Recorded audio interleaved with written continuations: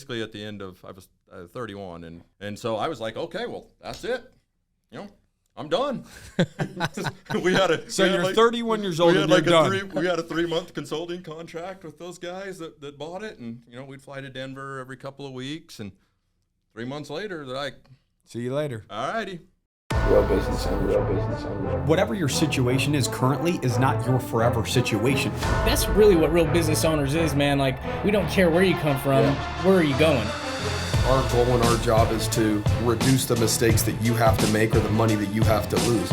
You want to be an entrepreneur, you want to be successful, don't give up. You learn, adjust, and continue to move forward. Welcome back to the Real Business Owners Podcast with myself, Trevor Kale. As always, Kel Goodman. What's up?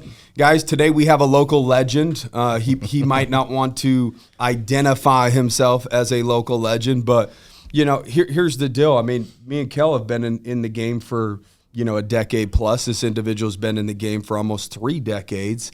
Guys, we have Shane Brinkerhoff on the show today, and we're just as excited as anybody else to have him on the show because, dude, whether you know it or not, we've looked up to you for many years and some of the things that you've done and accomplished. And so you've been an example to a lot of entrepreneurs in small towns with what you've been able to create. So whether you know that or not, you are having an impact just by you taking action at an extremely high level for first off, small town St. George. Yeah. And secondly, as we alluded to, coming from a small town with like 300 people to do what you've done is absolutely incredible. So we appreciate you coming on, man. Yeah, thanks for having me. I'm excited to be here. Yeah. So we did hear early on in the early years that you were kind of around in the .com phase, right? Like that's kind of is that where you kind of cut your teeth in entrepreneurship, is when you saw the internet start to become a thing? Yeah, I kind of like to joke that we started when they still used to call a period. Period. Yeah, it was still called a period. Yeah, it was like it wasn't period.com, yeah. period.com, Yeah, you didn't know what to say. Yeah, it's like, there's a in the period day. right there. So, yeah, we started in 95. Wow.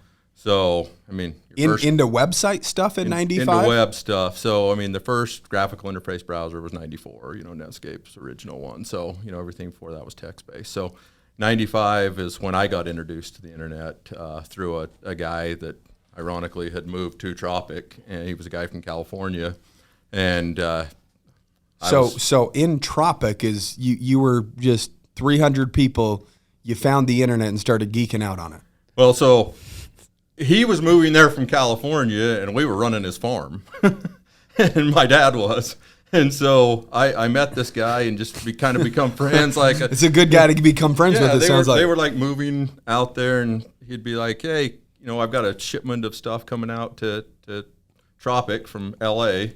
And he was the founder of Body Glove, by the way. So he was, cool. Gotcha. He had sold it for big $300 million. And why the hell did he move to Tropic to live, or just same reason we want to move out in the hills? Bro. Yeah, I guess I just bought a place in Virgin. I'm like, you're telling me a rich guy bought something in the middle of nowhere? Oh, yeah. And I just bought a property in the middle of nowhere. He had a place he lived in Temecula area, and he wanted to get out of, raise his kids. He had 2 small kids and wanted to get out of California, and he wanted to move somewhere in southern Utah, and they'd went up towards Bryan Head, and he couldn't find anything he liked. And there was another guy from California had bought a 565-acre ranch and built a big cabin on it out in Tropic. It was for sale, and he came around and liked it, and they ended up buying it. But it took them like a year to move out there. And so the guys from California that had it, my dad was running, they had a big ranch there. My dad and my uncle were running that ranch for him. They would just just working for him stuff, and they got to use it. And so he would call out and be like, "Hey, I got a shipment of stuff coming out. Can you come and open the house?" and stuff like that. We'd let people, these movers come in. And anyway, once they moved out there, I was just kind of treading water, hanging out. I just graduated from high school, and got to know him, and one day I walked into his house, and he's like, "What do you know about the internet?" Nothing. What is the internet? He had this awesome, 46100 computer with an 800 number Earthlink dial up, and he's like, "Hey, what do you know about Yellow Pages?" I don't know. I get a book on my doorstep, once in a while, and he says, "I've got this directory," and he had this CD in his hand. He's got 15 million businesses in it. And he's like, "This is how I did business. If you need an attorney in New York, how do you get a hold of them?" you don't have a phone book for New York. You don't have a way to do it. He said, so business owners buy this CD, and that's how they find people.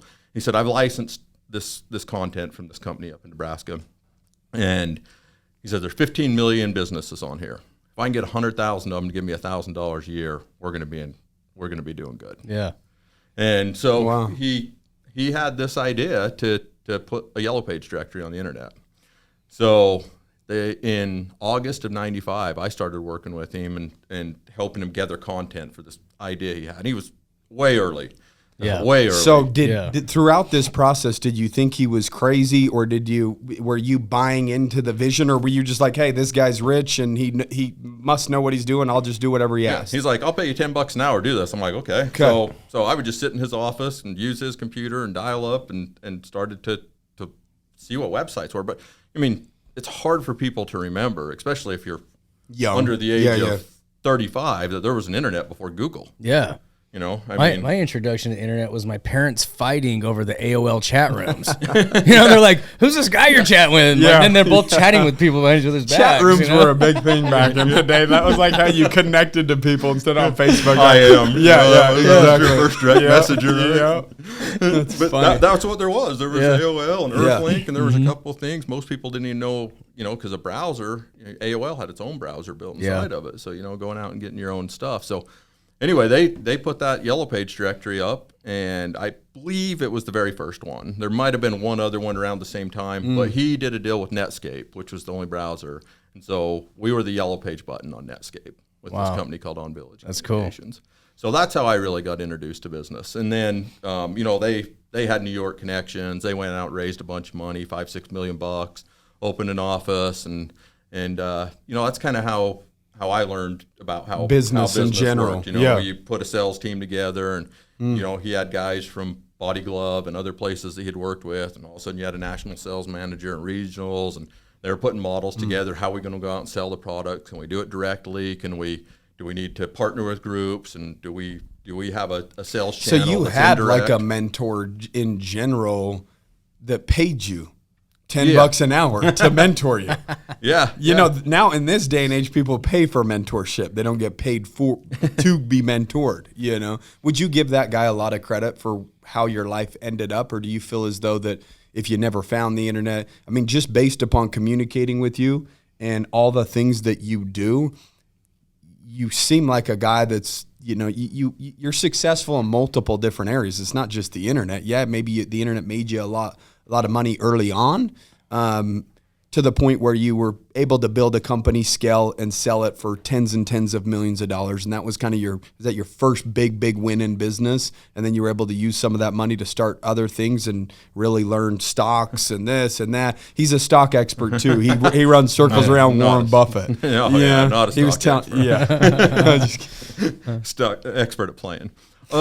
So I've had a couple of really good guys that I've been fortunate to work with over the years. So with Jeff, his name was Jeff Walden, and that company was cool. It gave me a different view of how to do business because they went an indirect channel. It was the first time I saw private labels and almost like a SaaS model then for now, Correct. like what would be SaaS now. So they had a platform. Where technology was then, that was the SaaS back then. So they basically had a platform that said, I'm going to go out to a Yellow Page publisher, and I'm going to use my database and put his book online. And then I'm going to give them a group of products, and they go out and sell it, and we'll fulfill it. And then we sell it to them at $30. They sell it at $100. We make our split. We do the fulfillment, and that was what our model was. And so we went to work, signed up Yellow Page publishers all over the nation. We were independent Yellow Page publishers. Yeah. And that's when I found there was a big difference between small and big business. Yeah. Risk adverse, all that kind of stuff. We could go to a guy with one Yellow Page book and we could do a deal. But you wanted to go to US West, or if you remember US West, or one of these big Baby Bell companies, they're like, nope. They didn't care for it. How are you funded? How are we gonna know this? We're not gonna put any eggs in one basket. Like you just learn that budgets and how big business looks at it versus small, medium-sized businesses was just two different umbrellas. Public companies versus small private companies. It was a completely different model. And So I had two other guys that worked with me at that time, who were my partners for years. And so we all three worked for that company, and they tried to go public in 97. And How old were you in 97? 97, when you were starting to do all this stuff? 23. 23. Okay. I just wanted to add context to that, because you know, a lot of people aren't there. When you say some of the stuff that you're saying that you were doing back then, they might assume that you were a 35 or 40-year-old individual or something like that, because you were doing some pretty cool stuff early on at a very young age. And I think that there's listeners, people that are 21, 22, 23 years old, they still view themselves as a child or as a kid. And so I just kind of wanted to highlight that real quick. It has nothing to do with your age. It just has to do with the amount of action that you're taking. Mm-hmm. And I think sometimes we have some internal bias about how young we are and how much success we can have at a certain age. And you started cutting your teeth into entrepreneurship super early. And how many years? You probably put in your 4, 5, 6 years before you saw success. I think that some people, I get told all the time, oh, you guys were lucky. Yeah. You were lucky. And I don't necessarily believe in luck, but I do believe in timing. And I believe in, you have to be able to, you might have a couple of times in your life that something comes along at a particular time, and you can either jump on it and go full in and 100% on board and try to run it all the way through, or you can let it go by and hope that another one comes by. But I think a lot of people don't think that happens till after I finish college or once I get into the workforce or something like that. And it's not necessarily like that. You can be out by a fence post talking to a dude and have an opportunity. And it's like, what do you choose to do with it at that point in time? And I think preparation and opportunity plus timing makes for, But if you're always prepared for the opportunity, when the time happens, then the time happens, right? Like, don't wait for something to happen, then try to prepare for the opportunity, right? And You're I think behind the eight ball. Correct. I think that's what happens is people, like, for instance, I know I was guilty of it at a young age, where you see somebody that's ripped on the TV screen or whatever, and you're like, well, yeah, if that was my job, I'd be ripped too. If all I had to do was go to the gym every day for this, But let me ask you this. Were they 250 pounds of flubber and got the part and then got chiseled? Or were they already chiseled and somebody said, oh, they would be great for that part? You know what I mean? And so they were preparing for that opportunity without even knowing that opportunity would even happen, right? And really, I think that that's part of it as well. Are you performing at your best today and really trying to push yourself so that you could see opportunity when it does present itself? Well, and I'll tell you the other thing is the sacrifice. There's a lot of people that don't realize, like, when you're 21 or 22, and I was spending usually about 24 days a month on the road. Yeah. And, I wouldn't even come home on the weekends. Got to be on the East Coast, it's. So your days off sometimes would be hanging out on the East Coast a day or two. Sitting in a hotel room because you're 21 years old and you're in Jackson, Mississippi or something. Yeah. It's not like you're going to be out, partying by yourself. You're out and you've got 2 days to try to prepare, and you've got to drive from, you might have ended up in Memphis on Friday, and you've got to be in Tulsa on Monday, and maybe you drive to Little Rock and work your way through or something. We were out training and doing stuff with the reps, and so all my friends, I had a great house down here, and I had 4 or 5 buddies that were all going to college, and were they living in your house? Yeah, well, we all lived in it together, but I would come home and they'd been partying all for 2 straight weeks and having a blast. And, oh man, you missed this, you missed that. And, it would suck, but I was on the road paying for it, so you guys are welcome. Yeah, it's some people don't realize, what you have to give up, especially when you're young, and I think that people kind of forget that. Like, hey, I'm 21, I deserve to be able to do this weekend and be able to be hungover on Monday and Tuesday. Have fun. You're a kid. Yeah. I think that's hitting the nail on the head though, as far as being prepared, because you can't be prepared like. Shane didn't know anything about the internet, and this thing came along. It's not like he was prepared in any sort of knowledge, but he was prepared to make a sacrifice for a better life and willing to make a sacrifice, and that most people aren't willing to do. And so, because it's impossible to be prepared for opportunities you don't know are going to come by. You know what I mean? You're just like, talking to a fence post with some random person about the internet, and you barely know what the hell it is. Like, what the hell? I'm not prepared for anything. But Started hell, the let's job go. at $10 an hour, and Yeah. it led to $10 an hour back then was a lot of money. It was actually. It was. I remember my first job at $3.35 an hour. Yeah. Washing dishes. Or I movies. went into sales because my checks were literally $320. Landscaping, because I was getting paid like $625 or something Yeah. like that. And I was like, well, fuck, if sales don't work out, I can always be a grunt worker and pick up 300, dude. It's only up from here, So, I wasn't falling from afar. So did you become a partner with him then? Or how did that transition look from you going from working for this guy for $10 an hour to like partnering up with him or doing your own thing? Yeah, so it was really kind of crazy. So they tried to go public and it didn't work out. Public is expensive. Yeah. And so they were supposed to go out in October of '97. They didn't make it out. And there was a variety of reasons. But so they thought they'd try to limp along and go out in January. So me and Dustin and T, they asked all of us, so we were on salary. They asked us to take like a third salary reduction. We'll pay it back when we get the money and the funding and all that kind of stuff. And 1st of January, they realized that they weren't going to get out. So there was a competitor that we had down in Dallas called World Pages, which was become Verizon. Verizon Super Pages later. But so they bought them. They just bought them. I don't know what they paid for. I don't think they paid much. They were going to go under. Bought them out. Like, Bought as on in, Village. So we just worked Okay. for those guys. So Gotcha. So the guys that bought him. So simultaneous to I was out doing Yellow Page deals. Dustin Tyler. They were trying to prove a model that if you had like a dedicated internet rep that went behind Yellow Page reps, that he could upsell them and sell them websites and SEO and all this kind of stuff, right? I mean, hey, we could tell you. Yeah. We could have said this. It was 97, 96. Yeah, I mean, it's 96, early ass 97. shit. So they lived here. Actually, Tyler lived in Kanab and Dustin lived in Cedar, and they were going around and they'd sold like 50 or 60 websites to people. So we had like Ruby's or just different clients that we had a bunch of hotels and stuff in Kanab. And so this guy from Dallas calls me and he's like, I don't think you want to move down to Dallas and do Yellow Page stuff anymore. And I'm like, no. He said, well, part of our obligation to the On Village partners and the buyout is to repay everybody the salaries, the reduction salary that you had for the last 4 months.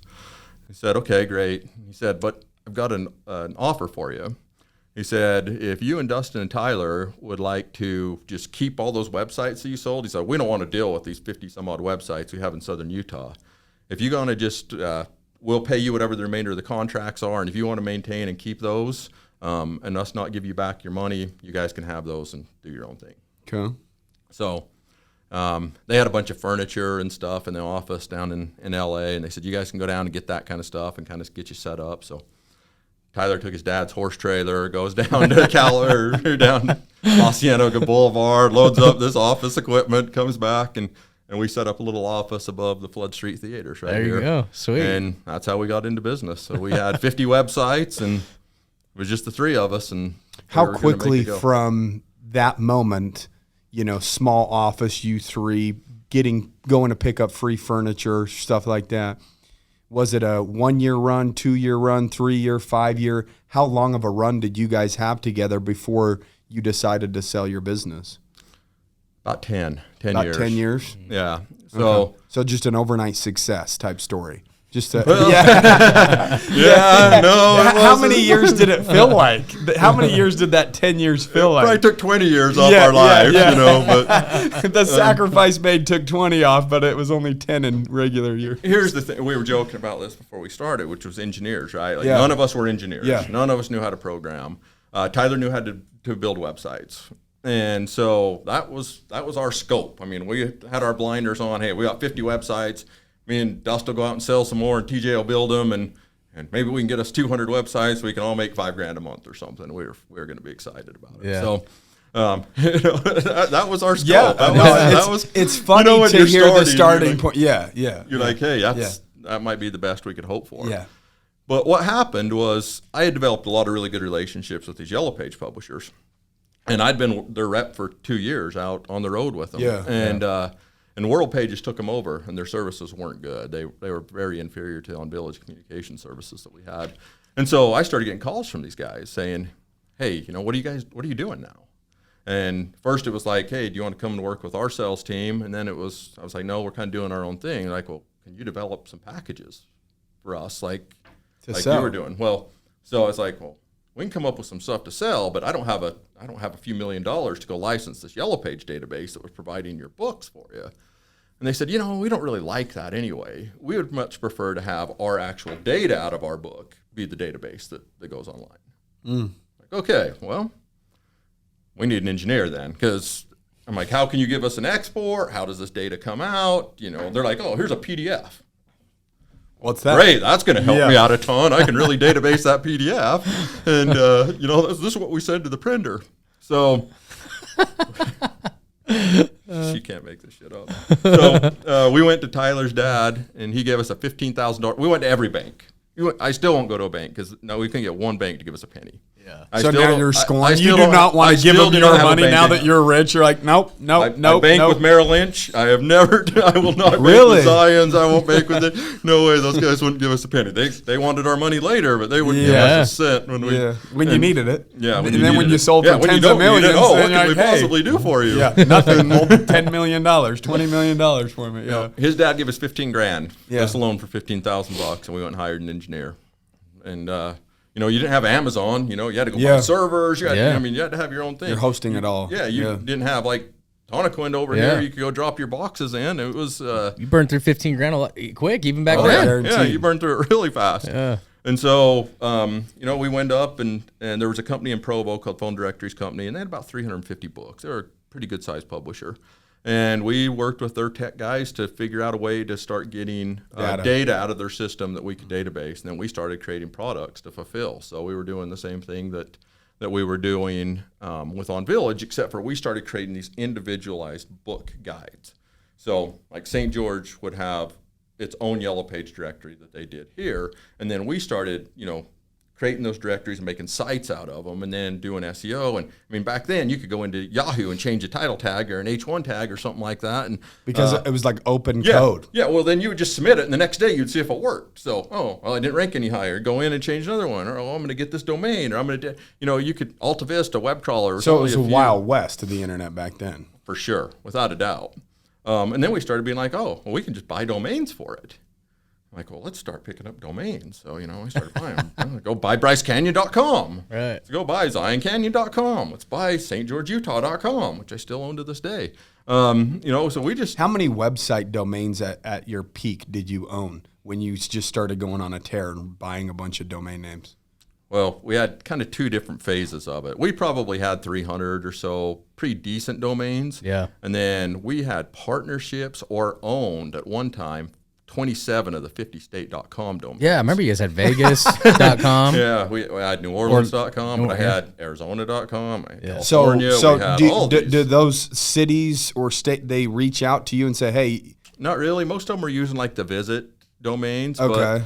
But you had people. Visit NewOrleans.com or something like that. So New Orleans was a little bit different, but because the city did want that, the Visitors Convention Bureau. But so then they reach out to you directly, and you do a deal. Here's the thing that people don't remember about domains, if you were a pre-Google guy, is that people didn't used to search by typing it in a search box because the results were so skewed because anybody could do whatever they wanted to with tagging with SEO. So that's what made Google so great. It was like you actually get exactly what you're looking for, and so.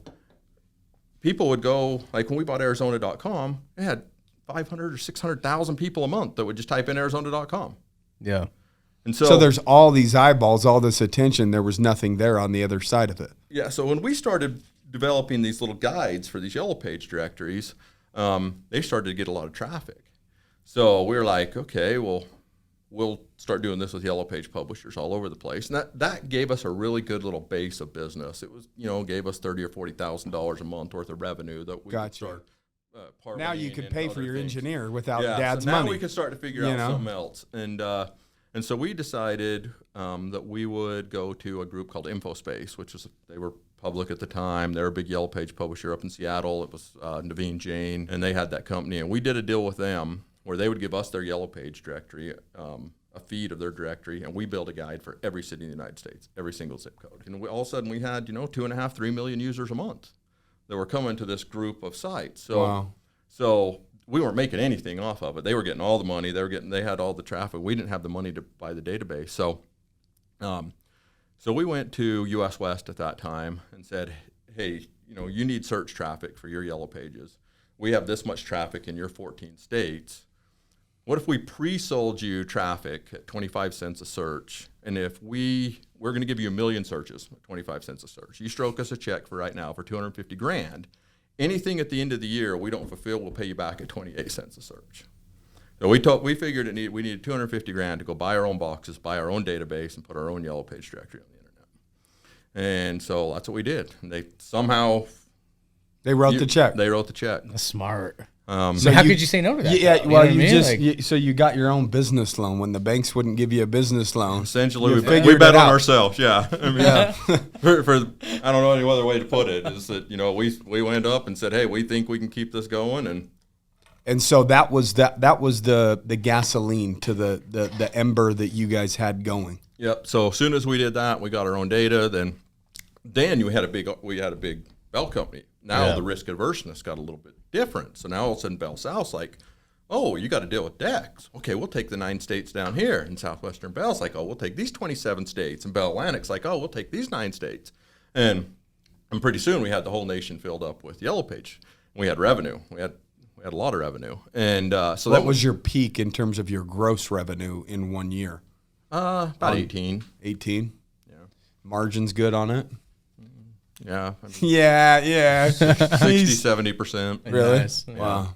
That's incredible. So Oh, that's depending on how much we were growing at Yeah. any given time, but you had a really good business, and so the Yellow Pages gave us a backbone, and all of a sudden, so we went out, we had traffic, so all of a sudden we could go get deals. So we go to Expedia, be like, hey, you want your hotels on all of our city guide sites, and then we can feed the variables in, and let's show up for these, and we went and started doing deals like that, apartments.com and whitepages.com, and we did all these deals, and you had to have pretty good traffic to get those deals, and so then what we started doing is going to these .coms. So we had our little segment of domains that we owned, but we started going to, we go to Alabama. How much money are you making? We type it in. There wouldn't be a website. A guy just owned it. Yeah. You're like, 60,000 people a month type it in. So we're like, well, we'll put a website up for you. We'll private label it.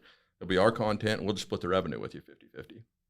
So we just started going to every domain that we could find that had traffic and doing deals like that with them. And then as soon as we knew how much revenue they were making, and we'd be like, hey, if we can pay this off in 3 or 4 months, let's buy it from the guy. Yeah. So we'd be like, we're paying you $6,000 a month. We'll give you $60,000 for it.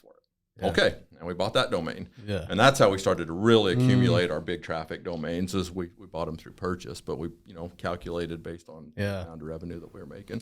What years were this? So we talked about 96, 97. You were young, 23, 24, 25 years old. At this time, you're now what? 28, 30 years old at this point when you're really starting to do the $18 million years, things like that? So in 98 was when Dustin, Tyler, and I started our own business. Gotcha. We scratched it together on a napkin at the McDonald's down at the end of Bluff Street. So good things do come from McDonald's come from sometimes. McDonald's. Not necessarily the menu, but it was about. So we had a really good business going by 2001. 9/11 hurt it because the travel was big. But by 2003, 2004, last year we owned it was 2005. So we sold it in 2005. And then simultaneously to that, in 2001, and I was talking about mentorship, I met another group of guys, a guy named Bill Hammock and Don Jones down in New Orleans, and they were some big dogs. They were older, they'd been in the game a long time, in the Yellow Page game. They used to say they had chronological credibility. They had the gray, and they'd been in the game. They'd made a lot of money. Bill had made a lot of money. I mean, probably in the hundreds of millions of dollars in Yellow Pages, and had partnerships with Scripps and a bunch of big players. And they wanted to get back in on the website. And so we started a completely other company called YP Solutions. So that's kind of the drain of the one bit. This business continued to funnel money over to build this other business. So we had really good revenue streams, and we created products for Yellow Page publishers, because we knew that one thing they all needed is traffic. They only go out and sell, they could sell products, but if they didn't get traffic to them, you're never going to renew them. So we created in that company a PDF extraction algorithm. So I was talking about everybody wanted to give you their books and PDFs. So we created a way to actually take those PDFs from a book and rip all the data out of it and database it. Gotcha. Web-based, so that we could do it for all these books. So we got great contracts. Like Sprint was a client of ours, and Dex, we were doing all. So their was stuff. that part of the engineer that you guys brought on? Was he able to be the individual that kind of cracked that code in order to? Yeah, we got it. We hired a really good software architect that developed that, and then we had a whole group of engineers here, and nobody knew about it. We were just kind of hanging out over there, just plugging away.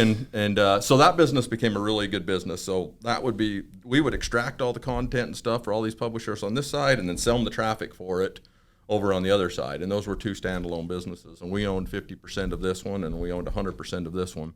And Don and Bill, and I went on the road with them from 2001 to 2005 when we sold that one, and worked under those guys. And I learned a lot from them.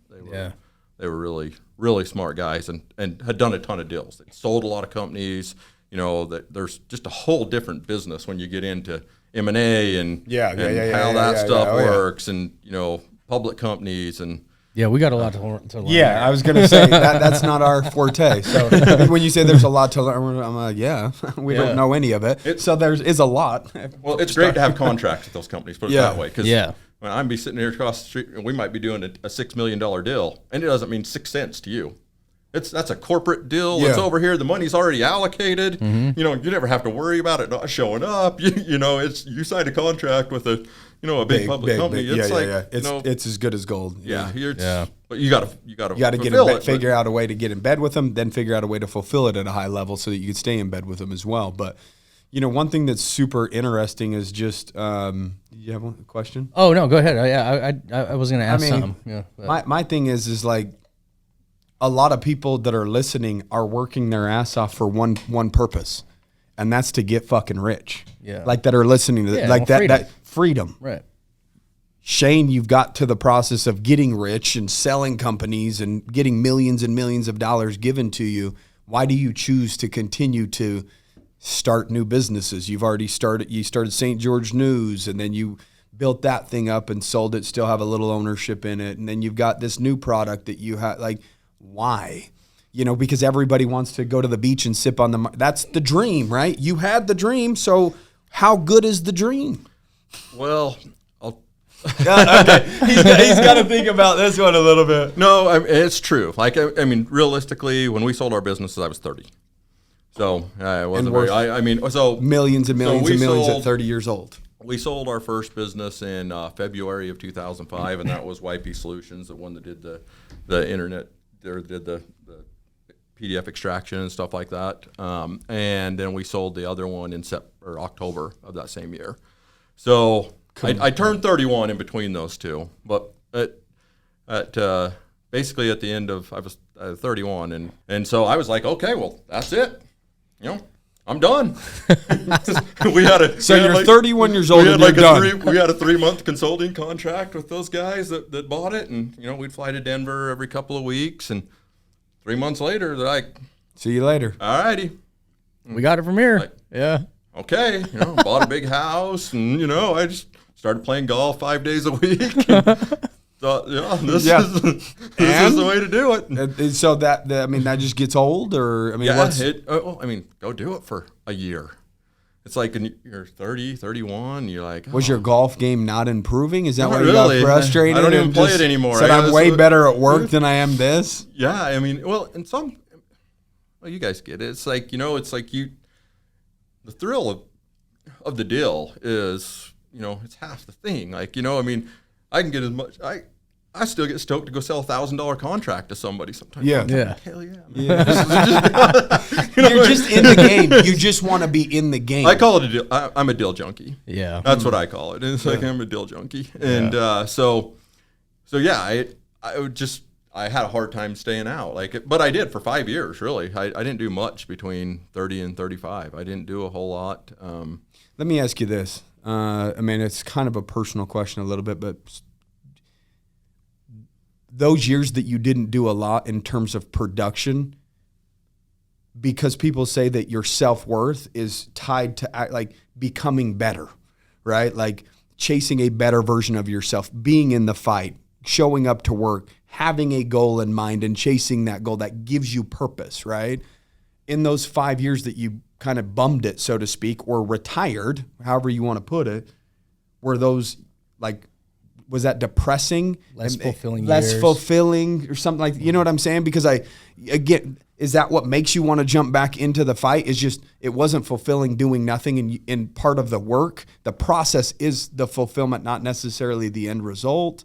Like, I'm trying to put those things together a little bit, you know? Well, I would say for me personally, boredom is not my friend. I do a lot of destructive shit. Like, you know, I managed to screw up pretty much everything else in my life. I mean, really, if you want to get down to the root of it, you know, go and sell $60 million in companies in a year when you're 30 and you think you're pretty much a badass. Yeah. You know, So you're like, okay. the ego got out of control and it needed to be knocked down. And it got knocked down pretty hard. Throughout that 5 years. That 5 years. Your ego was beat up. And then you're like, oh, you shit. realize you're not always the smartest guy in the room, you know. You realize you can take some licks. Maybe it was a timing, you know, type thing. You know? Universe has a funny way to do that. Yeah, it does. It teaches you some hard lessons. No, I mean, we you know, it's just interesting to hear that, right? Because I think a lot of people are looking for the end, you know, in their business. I still right? think about it, but even though I know better from learning from other people, yeah. you know, I mean, it's like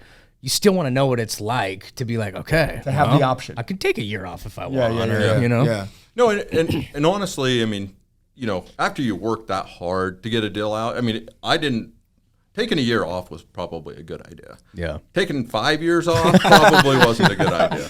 One year turns into 5 real quick. And here's the other thing that I don't know if people realize that much is when you build a startup like that, and the amount of time and effort and all the tolls it takes. I mean, you know, there's a lot of people that suffer when you spend that much time, you know, your family in your and business, and people around you. Yeah, When you've got one singular goal, it's like, I know, you know, when we got about 2001, 2002, we knew had a window. We're like, okay, we've got a window right here before something else is going to pop on this thing, and we've got to maximize it. So it was balls to the walls, 365. Yeah. You know, it was.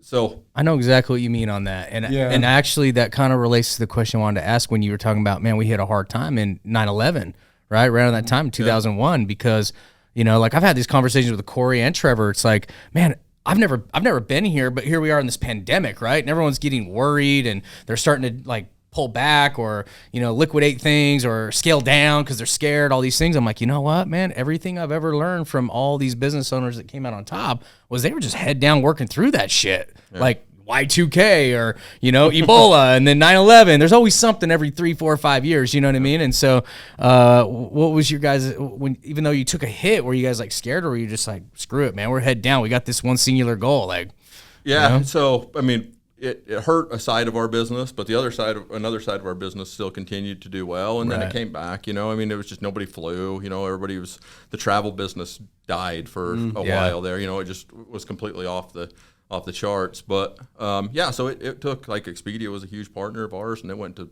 basically to zero, and so it was a big chunk. But yeah, you know, it was we were you know, we weren't like freaking out to we can't. We probably didn't CapEx, you know, probably didn't spend as much money on development and stuff like that for a year or two, but you know, we continued to the pieces that were going well, and we didn't have to lay people off or anything like that, and you know, just kind of power through it. And what would you say the hardest part of just being an entrepreneur in general? Because I would say that's who you are. You're just you're an individual that loves opportunity, loves to be in the game, or however it is that you put it, right? Loves the deal, right? The part of the hunt. It's not necessarily the kill, it's the hunt for the kill, right? That kind of makes the kill a little bit more thrilling, so to speak.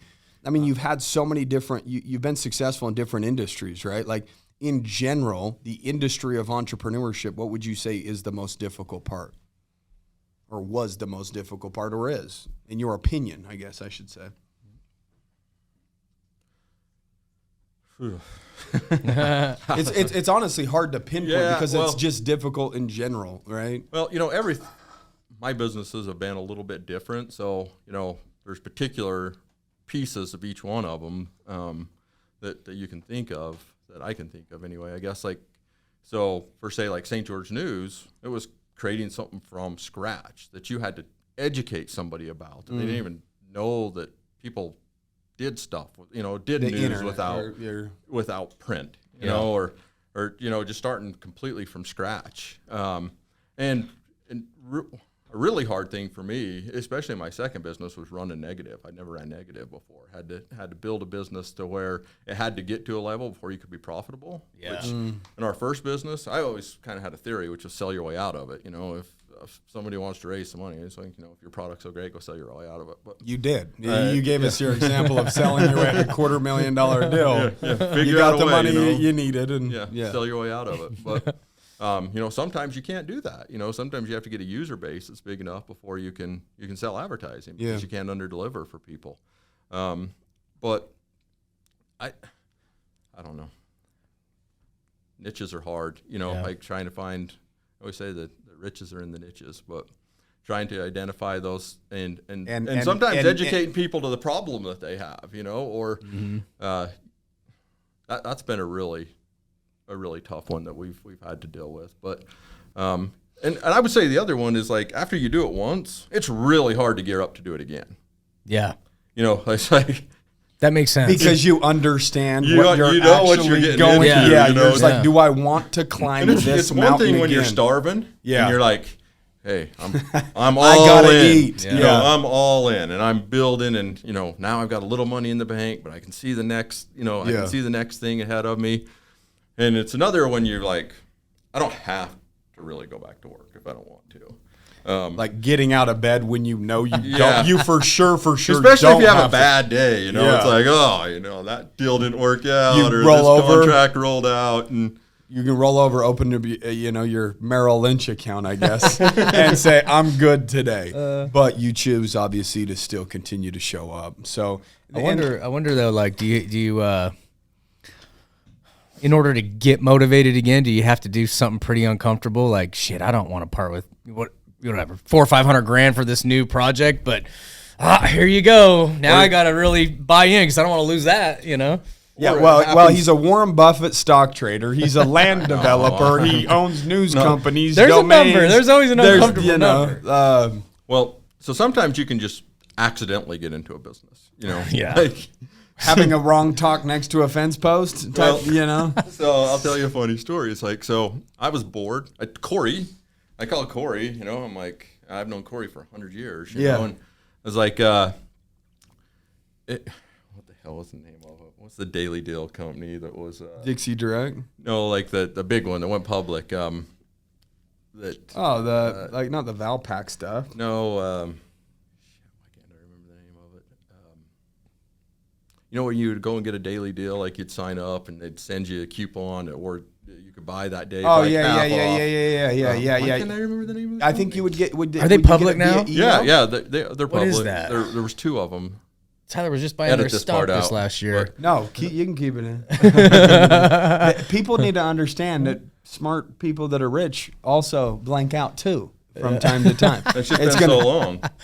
So I know right when you say it. It's God, what is it? Tyler was just buying their stock last year, and it was like, because it took a big hit in COVID. What, the coupon or? Yeah, it's like you not sign the up coupon and though. Groupon. Yeah, Groupon. Yeah. So okay. Groupon. I was thinking right. I'm like coupon. Yeah. Groupon Groupon was doing really good. You know, they were rolling across the United States. There wasn't one here. Yeah. And so I called Corey, and I had that domain, and I was like, let's create a little daily deal site.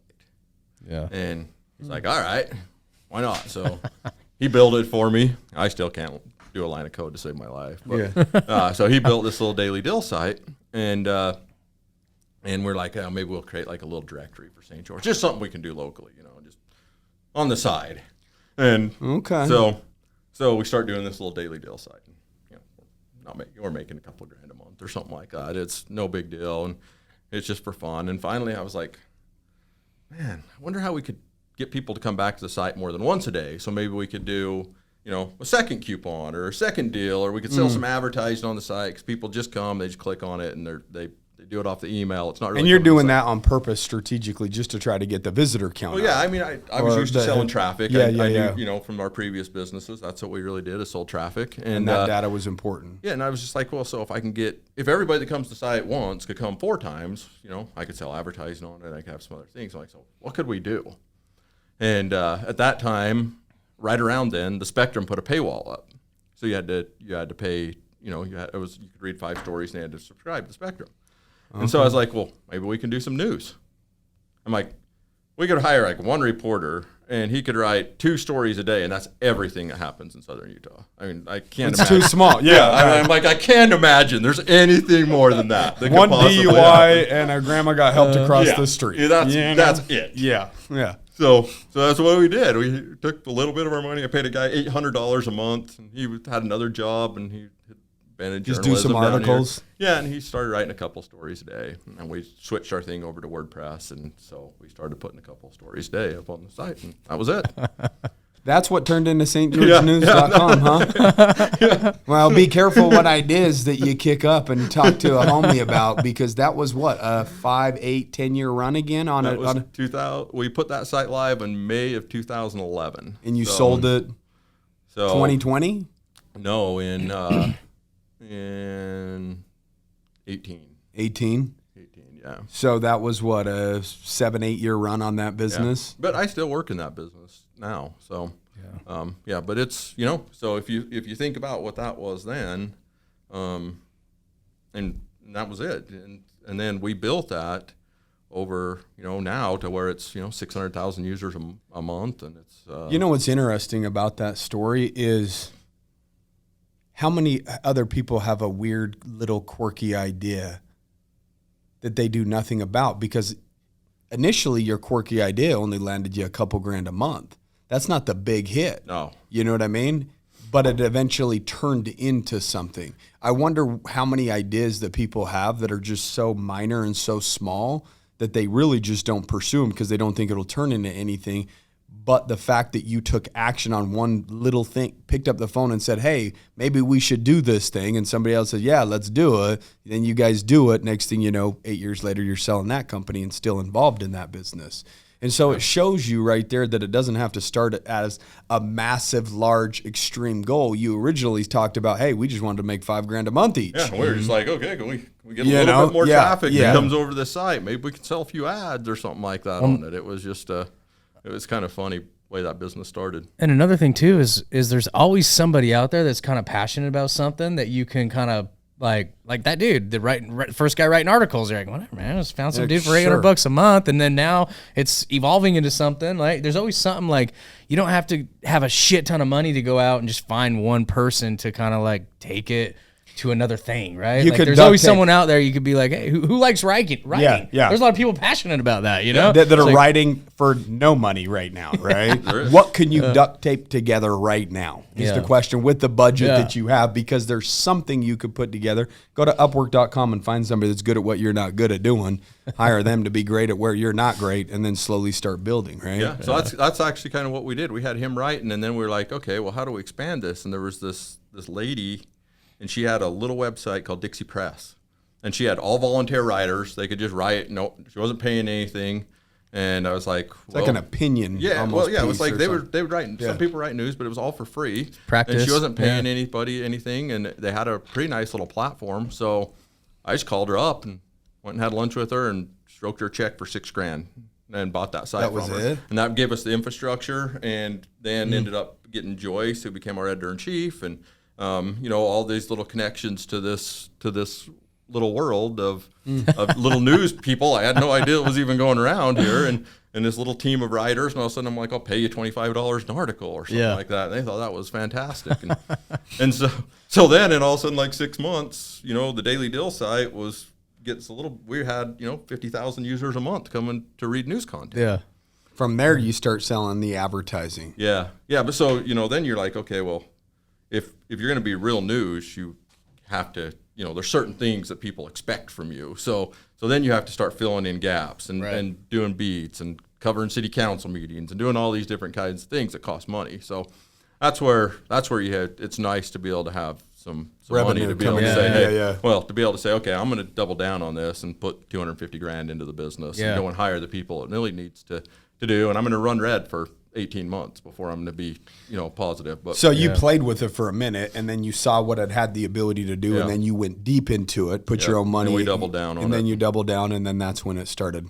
Yep. Yeah, you put the gasoline on the fire on that one, on that ember. I heard Mark Cuban say, I can't remember the quote or whatever, but he was talking about something, and like after he sold his big business or whatever, it's $1 billion deal the first time. He's like, everything I did after that, because there wasn't this like pressure of sink or swim. Like you're like, you are at a comfortable place. Like, you could retire forever, right? Like, everything you did after that was like more fun, less pressure, and it became easier. I mean, would you say that from your experience of building things after your couple sales, that like, well, like you're operating from a point of like, I don't have to do this. I want to do this. Yeah, so you're it ends operating from abundance almost, because you have abundance to us.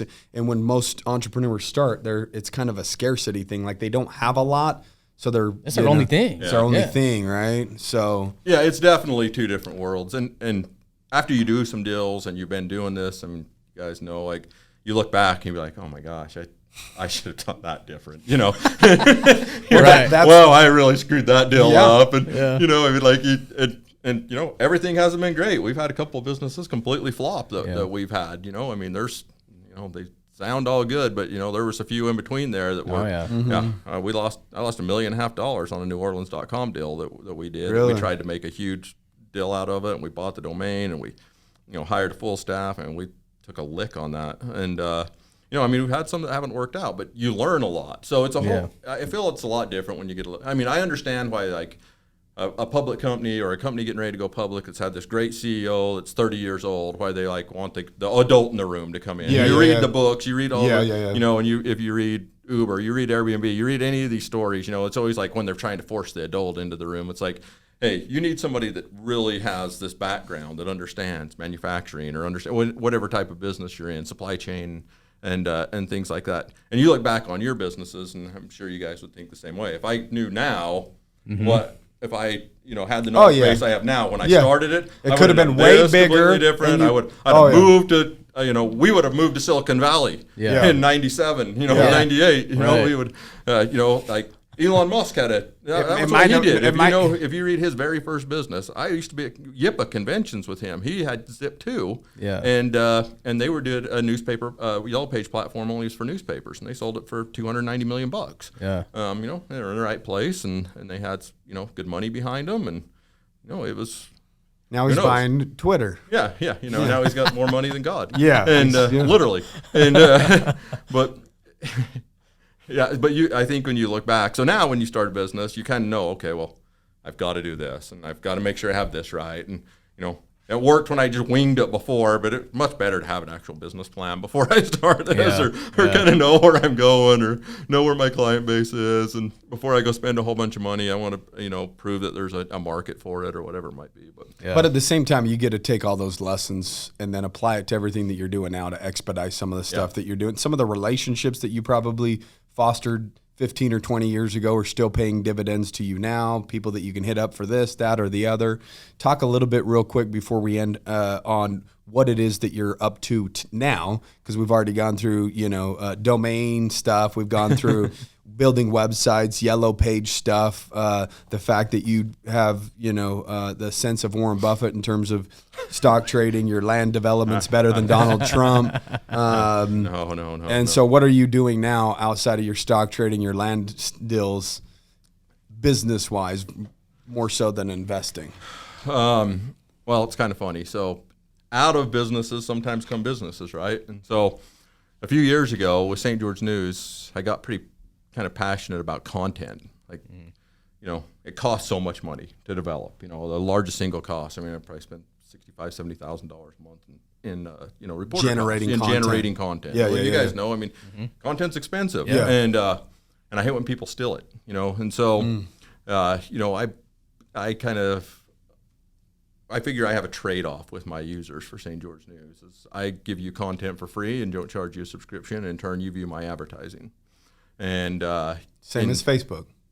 Same as a lot of businesses. Doesn't out there, right? Same as radio. I mean, there's a lot of different things that work off of that. Free, model. you're Television, the product. Free, you're the product. Yeah. So, with online news, it's been a tough business. I mean, especially since the pandemic and stuff. Like it's been a tough business, and so I really got into kind of protecting content and people that that use ad blockers or use different things to be able to view your content for free, and they don't realize how much it hurts your business. Yeah. And so we developed a product around that, first for ourselves, and now one that we sell, which is that ad block detection, being able to detect if people are using it. And what's funny about it is most people don't know they have them. After doing this for a few years, and we answer every phone call of the people that complain, wondering why we're not letting them read a story for free, or one of our other publishing partners. Yeah. And it's that the most of 50% of them have no idea they have one on. Yeah. They don't realize that Firefox has one sold in. You have to go change the setting if you download a Firefox, or if you have malware bytes, or you have one of these security features that are on a computer that you don't realize is scraping ads out of it. So you can give a message to people that says, hey, our content costs us a lot of money. You're hurting our business by having these ad blockers on. Shut them off. Like 50% of them will just shut them off right off the bat, because they don't even realize what they're doing. And then another 50% don't want to see ads. Say screw you. So yeah. So we do that, and we offer subscriptions to people, ad-free subscriptions and stuff like that if they don't want to. So if they want to keep their ad blocker on, then they're gonna have to pay for the content. Yeah. So that's the way I figure. It's kind of like cable, right? If you want to watch over the air, then you can watch it over the air. It doesn't cost you anything. You just get to watch the ads. But if you want to see Netflix and watch it without commercials, you're gonna have to pay $14.95 more. And so we do the same thing. I'm not going to charge you if you want to view my advertisers, but if you don't want to view my advertisers, you can subscribe to these sites. Yeah, and so we have a site called RevCatch, and we do that for platforms all over the place. So anyone listening now that creates content for their business, that's a tool that they could possibly use, right? Yeah. Okay. Yeah, if you have content and it's sacred to you and you want it, you may get money off of it. I mean, that's what a lot of content is created for, is for advertising revenue. And some people don't care, but there's a lot of people that really do care about protecting their brand and protecting the content they create, and making sure that that they get the best out of. Well, it's hard to build a business just in general. So people don't understand. I think a lot of people look at entrepreneurs or business owners that like they've already just made it, right? Like, who cares if my ad blocker's on? They're probably rich anyways, whoever's behind the curtain, so to speak. But as you alluded to earlier in the podcast, there's just a lot of time and sacrifice and effort that's put in to even get to that point. So anybody that doesn't own a business, just respect the fact that it is very difficult, and there are a lot of sacrifices that need to be made in order to be successful. And all that individual is doing is just trying to protect what they've built and continue to employ a lot of people so that they can, that's one thing for us. Like, we don't want to ever raise prices on our clients, but at the same time, we also want to be able to have continued opportunity for our employees so that they can continue to grow, right? Financially in our organization. And so that's just kind of part of the process. We have to RevCatch everything that we possibly can in every area that we possibly can. And it has nothing to do with trying to hurt anybody. It's trying to do what the business was designed to do. We're all in business to make money. Yeah. I mean, if nobody makes any money, you're not going to have a lot of business. So, Yeah. you can understand everybody's own perspective on it. But I think you're right. Most people just look at a site and they're just like, oh, well, these guys are making money. It doesn't really matter if I pay it, or if I see this, or if I do this. Which might be true to Shane, but not all websites. Shane's got the dough. Shane's got it was a huge amount of money for us. Was it really? Yeah, I mean, you noticed when you brought that product to the market that a lot of your revenue increased greatly because gave us about 2 million impressions a month to sell. Wow, that's a substantial amount of revenue. Yeah, we've got clients that it's dramatic sometimes. So do you come in and just do a monthly fee on something like that, or is it a percentage of revenue that it catches, or it's just a monthly fee? So we basically have a script that you can put on your site, and it'll just tell you how many people are blocking ads. It doesn't cost you anything, and then you can make a choice then if you want to detect those guys and give them a message, or if you want to offer a subscription model or something like that to then benefit. So do you give them a free, like, hey, check it out, and I'll show you the data on how many people have their ad blockers on, so that you show them the data to where they see physically what they're missing out on? Yep, you can just come and sign up for an account. You put the script in the head of your website, and what account? Like, where would they go to do something like that? Just at RevCatch.com. RevCatch.com. Yep. If somebody wanted to connect with you, and are you big on social media, like all that. And, you guys, he doesn't care if you follow him, and he doesn't probably want you to follow him because he has enough money already. So he's not, just go to revcatch.com. You'd be pretty bored on my social media. Yeah, he's out there doing shit. He's not posting shit. So LinkedIn, I'm on LinkedIn. You can so Shane Brinkerhoff on LinkedIn. Yeah. You'll see a list of all his successes underneath that smiling face, so you'll know that that's him. That's how. Is there? There's probably 10 Shane Brinkerhoffs when you look it up, though. No, follow that one. I don't have that. Yeah, I don't have any of those fake account stuff. Nobody's trying to be me either. Okay. No, I am. But I'm in here trying to be you. Get rich. Like, this is a pretty boring dude. Yeah, no, doesn't do a lot. No, you've been like I said, kind of a talk of the town, whether you know it or not, in terms of some of the successes that you've had, and you've again laid a good foundation of what's possible for an individual that does live in a small town.